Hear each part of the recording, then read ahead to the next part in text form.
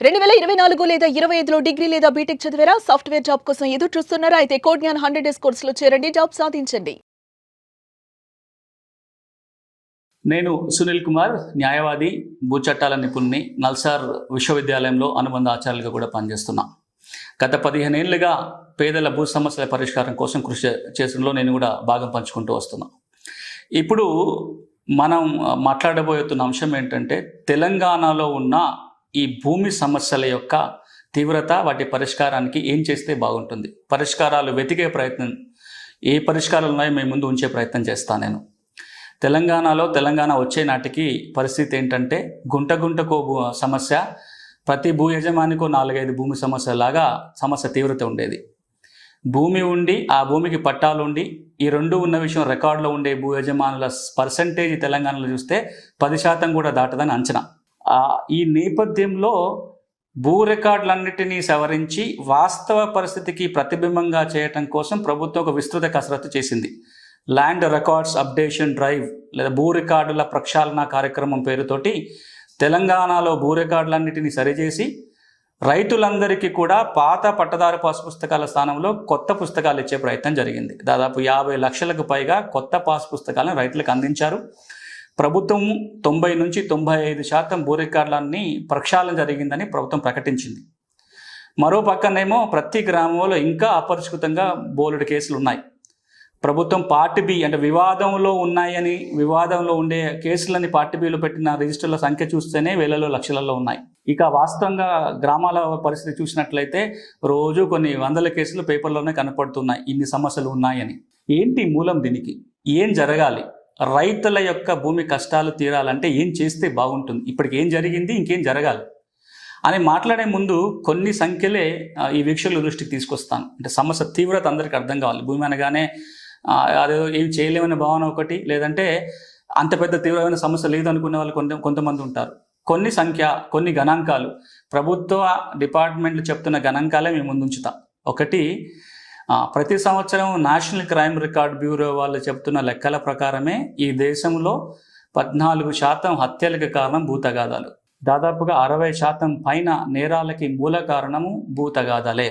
ఇక సివిల్ కోర్టులలో నలుగుతున్న కేసుల్లో ఏవైతే సివిల్ కింద నుంచి జూనియర్ సివిల్ జడ్జి కోర్టు నుంచి హైకోర్టు వరకు ఇక్కడ సివిల్ కోర్ట్స్ ఏవైతే ఉన్నాయో, ఈ సివిల్ కోర్టులో ఉన్న కేసులలో దాదాపుగా 66% కేసులన్నీ కూడా భూ తగాదాలే. ఇంకొక విషయం ఏంటంటే, ఈ సివిల్ కేసెస్లో కోర్టుకు హాజరవుతున్న వ్యక్తులు ఎవరని చూస్తే, అంటే ఈ సివిల్ కేసెస్, ల్యాండ్ కేసెస్ ఎవరు సివిల్ కోర్టులో కేసులు ఫైల్ చేస్తున్నా చూస్తే 93% మంది లిటిగెంట్స్, ఆ కక్షిదారులు ఎవరైతే ఉన్నారో అందరూ కూడా సంవత్సర ఆదాయం 3 లక్షల కంటే తక్కువ ఉన్న వాళ్ళు. మరి ముఖ్యంగా అందులో 53% మంది లిటిగెంట్స్ సంవత్సర ఆదాయం ₹1,00,000 కంటే తక్కువ ఉన్న వాళ్ళు. అంటే పేదవాళ్ళు తమ భూముల కోసం కోర్టులలో పోరాటం చేస్తున్నారు. వాళ్ళు ప్రతి సంవత్సరము కోర్టు వాయిదాకి హాజరు కావడానికి అయ్యే దారి ఖర్చులు, తిండి ఖర్చులు, ఆ ఒక్కరోజు కోల్పోయే వేతనాన్ని లెక్కేస్తేనే దాదాపు 30,000 కోట్లు ఉంటుందంట ప్రతి సంవత్సరం దేశం మొత్తం మీద. కోర్టు ఖర్చులు అంటే మళ్ళీ లాయర్ ఖర్చులు లేవు, కోర్టు ఖర్చులు కాకుండా దారి ఖర్చులు, తిండి ఖర్చులు, ఆ రోజు కోల్పోయే వేతనం లెక్కేస్తేనే 30,000 కోట్లు. చాలా చాలా చాలా తీవ్రమైన విషయం ఇది. అంతేకాదు, ఇటీవల తెలంగాణ ముఖ్యమంత్రి గారు కూడా చెప్పారు, ఈ ఫిగర్ చాలా సందర్భంలో చాలా పెద్దవాళ్ళు కూడా చెప్పిందే, చాలా సంస్థలు చెప్పిందే. ఏంటంటే, భూ తగాదాలు ఉండటం వల్ల దేశ జాతీయ ఆదాయంలో ప్రతి సంవత్సరము 1.3% నుంచి 3% వరకు నష్టపోతున్నాం. Loss of GDP is 1.3% to 3%. ఆలోచించండి, ఒక జాతీయ ఆదాయంలో 3%, ఒక తెలంగాణ రాష్ట్రానికి అది 3,000 కోట్లు, 4,000 కోట్లు ఉంటుంది. తక్కువ నేను చాలా కన్జర్వేటివ్ ఫిగర్ చెప్తున్నా. ఇక అంతేకాదు, మనం ఇప్పుడు అందరూ పెట్టుబడులు రావాలని చెప్పుకుంటున్నాం. మన ప్రాంతంలో పెట్టుబడి రావాలని చెప్పి పోటాపోటీగా మనం ఆ పెట్టుబడి పెట్టే వాతావరణాన్ని కల్పించే పనిలో ప్రభుత్వాలు ఉన్నాయి. ఈజ్ ఆఫ్ డూయింగ్ బిజినెస్ అని చెప్పి ర్యాంకింగ్ల కోసం కూడా పోటీ పడుతున్నాం.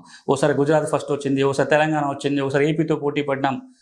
ఈ ఈజ్ ఆఫ్ డూయింగ్ బిజినెస్లో కూడా మంచి ర్యాంక్ రావాలి, పెట్టుబడి రావాలంటే కూడా భూ పరిపాలనలో మంచి మార్కులు వస్తేనే పెట్టుబడులు కూడా వస్తాయి.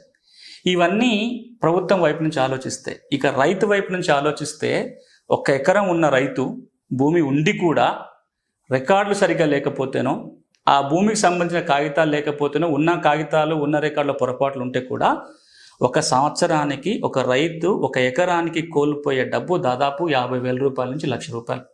మీరు ఎట్లా లెక్కేసుకోండి.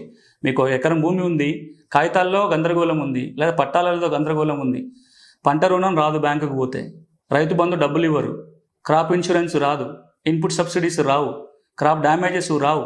ఆ భూమిని వాడుకొని ఏ మేలు పొందాలన్నా వచ్చే అవకాశమే లేదు, ఎందుకంటే కాగితాలు ఉండాలి.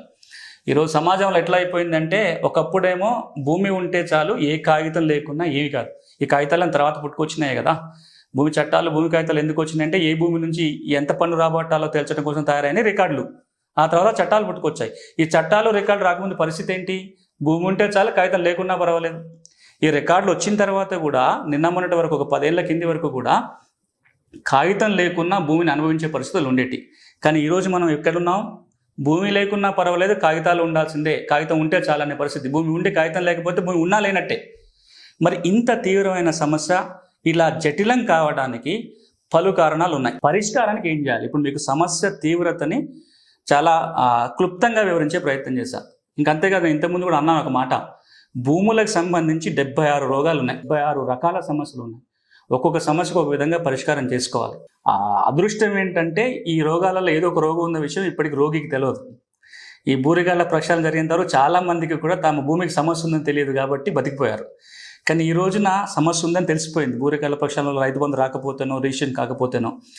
ఇలాంటి నేపథ్యంలో ఇప్పుడు ప్రతి వ్యక్తి కూడా సమస్యను ఎదుర్కొంటున్నాడు. దీనికి ఏం చేస్తే బాగుంటుంది? ప్రభుత్వాలు ఏం చేయాలి? భూమి ఉన్న వ్యక్తులు ఏం చేయాలి? ఈసారి మనం ప్రభుత్వం ఏం చేయాలో మాత్రం మాట్లాడదాం. ఏం చేయాలి ప్రభుత్వం? ఒకటి, ప్రతి 40 సంవత్సరాలకు ఒకసారి భూముల సమగ్ర సర్వే జరగాలి. తెలంగాణ ప్రాంతంలో సమగ్ర సర్వే జరిగి ఇప్పటికి 80 ఏళ్ళు కావస్తుంది. ఆంధ్రప్రదేశ్ ప్రాంతంలో అయితే 110 ఏళ్ళు అవుతుంది భూముల సమగ్ర సర్వే చివరిసారి జరిగి. చట్ట ప్రకారం అయితే ప్రతి 40 ఏళ్ళకు ఒకసారి జరగాలి. ఇప్పటికైనా తెలంగాణ రాష్ట్రం భూముల సమగ్ర సర్వే చేయాలి. సర్వే జరగకపోతే సమస్యలు తీర్చడం సాధ్యం కాదు. ఇది మొట్టమొదటి చర్య, ప్రభుత్వం చేయాల్సిన పని.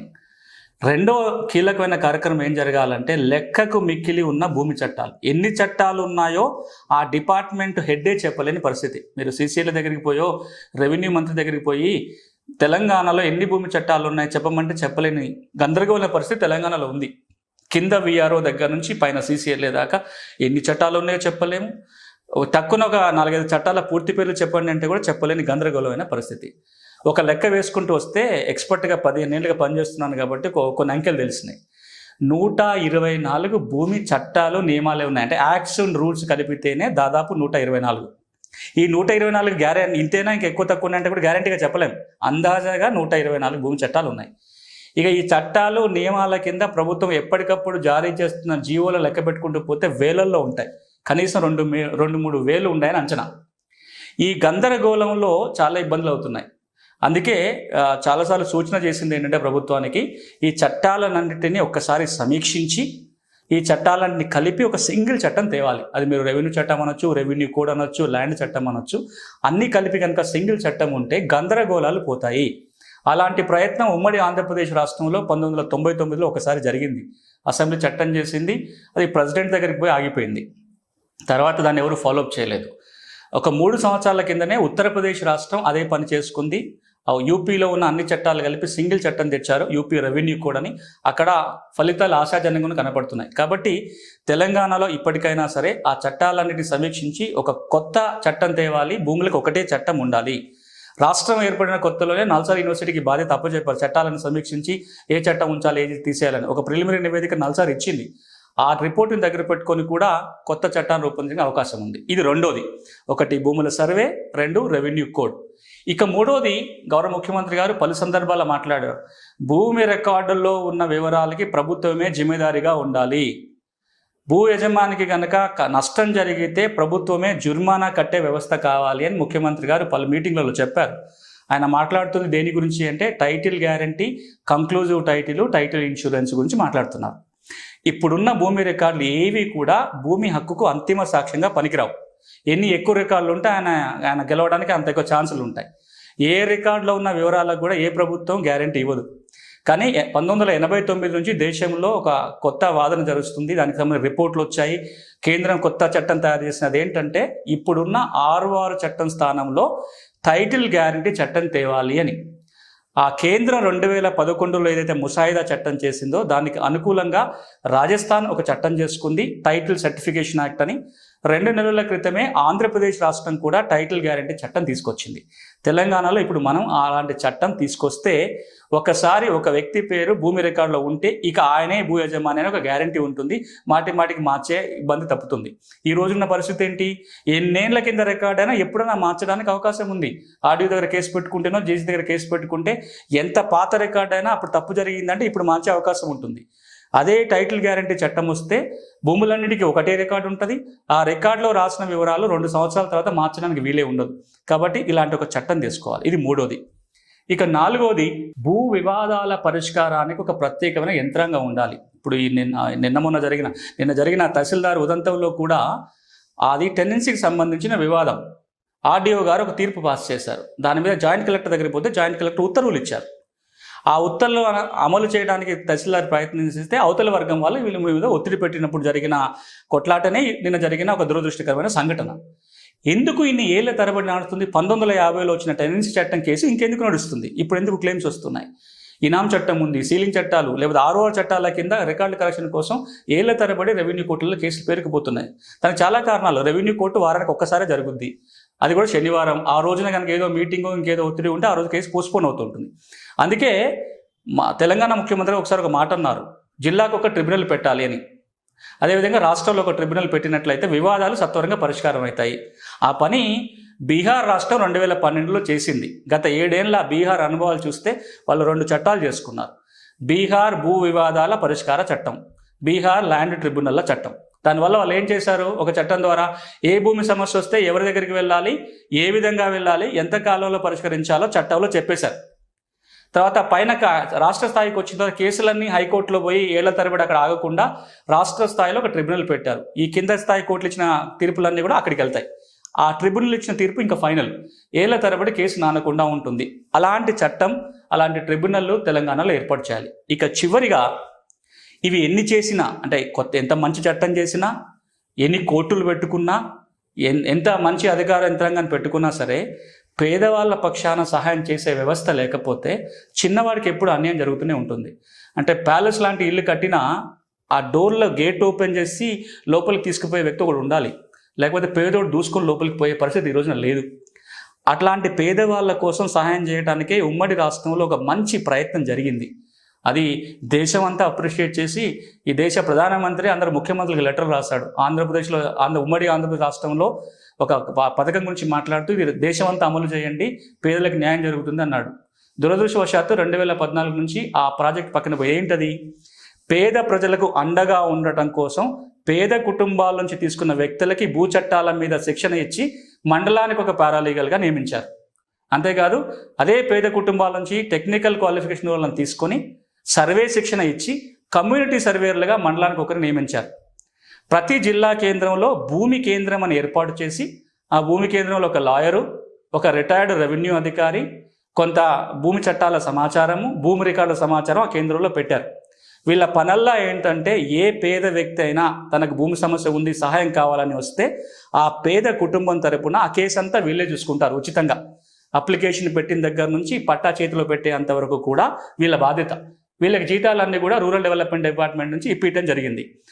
సంవత్సరానికి 3-4 కోట్లు ఖర్చు అయ్యేది వీళ్ళందరి మీద. వాళ్ళు 2006లో ప్రారంభమైన ఈ పథకం 2012 6 సంవత్సరాల మధ్య కాలంలో ప్రభుత్వం దగ్గర ఉన్న లెక్కల ప్రకారమే దాదాపు 15 లక్షల పేద కుటుంబాలకు సంబంధించిన భూతగాథల పరిష్కారానికి వీళ్ళు కీలకంగా పనిచేశారు. అన్ని కుటుంబాలకి భూ సమస్యలు పరిష్కారమైనాయి. కానీ 2014 వచ్చిన తర్వాత ఈ పథకంలో పనిచేసిన మనుషులందరినీ వేరు వేరు పనులకు వాడుతున్నారు, కానీ వాళ్ళు ఇప్పుడు పారాలీగల్గా సర్వేర్గా పనిచేయట్లేరు. ఇట్లాంటి వ్యవస్థను కనుక రూపొందించినట్లయితే పేదలకు వాళ్ళు అండగా నిలబడతారు. పేదలు నిరుత్సాహానికి లేదా అసహనానికి గురి కాకుండా, వాళ్ళ ఖర్చు కాకుండా వాళ్ళ సమస్యల పరిష్కారానికి వీళ్ళు దారి చూపించగలుగుతారు. ఇక్కడ ఒక మాట జ్ఞాపకం చేయాలి. ఈ దేశానికి సుప్రీంకోర్టు ప్రధాన న్యాయమూర్తిగా పనిచేసిన ఒక వ్యక్తి, పేదలకు ఉచిత న్యాయ సహాయానికి చాలా కృషి చేసిన వ్యక్తి పిఎన్ భగవతి గారు. ఆయన సుప్రీంకోర్టులో చీఫ్ జస్టిస్గా ఉన్నప్పుడు ఒక తీర్పులో ఒక మాట అంటాడు. 1924 ఒక తీర్పులో వచ్చినప్పుడు ఒక మాట ఏమంటారంటే, ఎవరైనా సరే ఆకలిని తట్టుకోగలుగుతారు, లేకపోతే అనారోగ్యం ఉంటే భరించగలుగుతారు, కానీ అన్యాయం జరిగినప్పుడు ఆ అన్యాయాన్ని కనుక పరిష్కారం దొరకకపోతే చాలా ఇబ్బంది గురవుతారు, దాన్ని సహించలేరు. అలా సహించలేని పరిస్థితి వస్తే కూడా అది విపరిణామాలకి దారితీస్తుంది. అలా విపరిణామాలు జరగకుండా ఉండాలి అంటే చట్టం కల్పించిన అవకాశాలు ఏ పేదవాడు కూడా పేదరికం వల్ల కోల్పోయే అవకాశం ఉండకూడదు. పేదలకు అండగా ఇలాంటి వ్యవస్థ ఉండాలని కోరుకున్నాను. సో మనం ఏర్పాటు చేయాలి. ఒకటే మాట, భూ సమస్యలు చాలా తీవ్రమైనవి, ఎక్కువ ఉన్నాయి. ఆ సమస్యలు ఉండటం వల్ల అన్ని రకాల నష్టాలు కష్టాలు కలుగుతున్నాయి. వాటికి సమగ్ర పరిష్కారం వెతకాలి. పరిష్కార మార్గాలు ఇప్పుడు నేను సూచించాను. ఇందులో కొన్ని చేయగలిగినా డెఫినెట్గా చాలా ఇంప్రూవ్మెంట్ ఉంటుంది. నేను చెప్పిన ఈ 4 పనులు కనుక 4-5 పనులు కనుక చేయగలిగితే, సమగ్ర సర్వే, రెవెన్యూ కోడ్ రూపొందించటము, ట్రిబ్యునల్స్ని ఏర్పాటు చేయటం, న్యాయ సహాయ వ్యవస్థను తీసుకురావటం, ఇలాంటి 4 కార్యక్రమాలు కనుక చేయగలిగితే నిజంగా ఇప్పుడున్న పరిస్థితి చాలా వరకు మెరుగుపడుతుంది. అందరికీ దీనివల్ల మేలు జరుగుతుంది.